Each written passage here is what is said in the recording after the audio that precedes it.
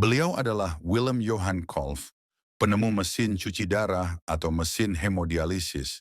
Pada tahun 1943, mesin hemodialisis ini berperan penting untuk pasien gagal ginjal sebagai pengganti ginjal buatan sementara.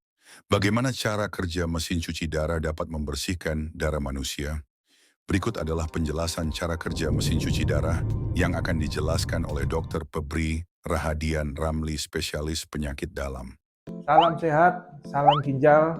Assalamualaikum warahmatullahi wabarakatuh. Salam sejahtera, Om Swastiastu. Hari ini kita akan berusaha melakukan edukasi mengenai hemodialisis dan cara kerja mesin hemodialisis. Yang perlu kita ketahui awal-awal adalah mengapa pasien perlu dilakukan hemodialisis. Hemodialisis bisa dilakukan pada pasien dengan gagal ginjal akut maupun pada pasien dengan gagal ginjal kronis. Pada pasien gagal ginjal akut, dengan tujuan adalah kita ingin menyelamatkan ginjalnya agar bisa kembali sehat.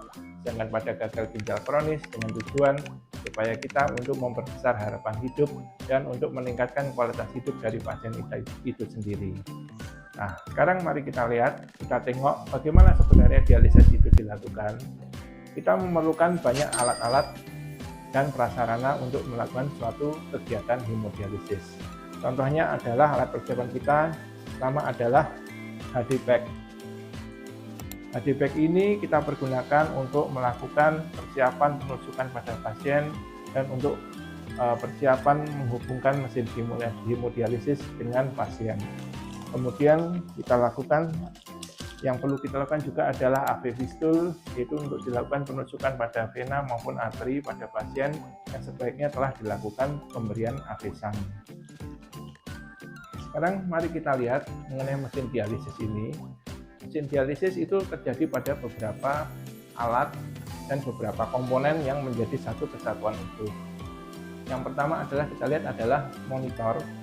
Di monitor ini kita bisa melakukan setting pada pasien bagaimana kita harus melakukan suatu dialisis pada pasien dengan menggunakan bagaimana putarannya, menggunakan bagaimana kecepatannya, kita sesuaikan dengan kondisi masing-masing pasien.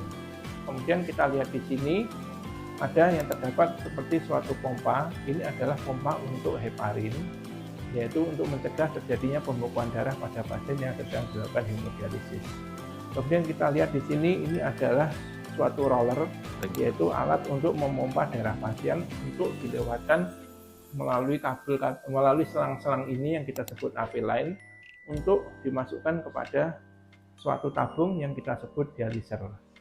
Dialiser ini adalah tujuannya untuk melewatkan darah pasien dan melewatkan cairan dialisat. Yang ini kita lihat di sini, dan ini juga dialiser komponen yang sudah berbentuk bubuk yang akan dicampur dengan air sehingga terjadi pertukaran melalui membran semi permeabel yang ada di dalam tabung ini, di mana darah yang masih mengandung banyak racun-racun akan disaring dan kemudian dikeluarkan racunnya itu untuk dibuang, sedangkan darah yang bersih akan dimasukkan kembali. Dan kita lihat ada lampu yang menyala di sini, ini adalah suatu alarm. Alarm ini akan memperingatkan apabila terjadi peningkatan tekanan maupun terjadi kebocoran pada mesin ini, sehingga kita lebih mementingkan pada safety pasien sehingga pasien dapat dilakukan dialisis dengan baik dan benar.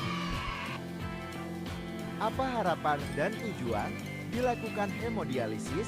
Untuk harapan jangka pendeknya, kita berharap supaya semua pasien-pasien yang memerlukan hemodialisis dapat kita layani dengan adanya penyediaan sarana dan prasarana maupun mesin hemodialisis yang mencukupi untuk seluruh pasien. Sedangkan untuk jangka panjang, apakah itu?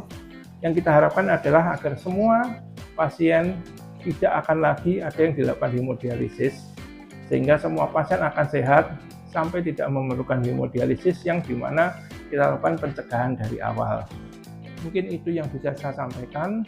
Semoga apa yang saya sampaikan ini dapat berguna dan bermanfaat untuk kita semua. Terima kasih.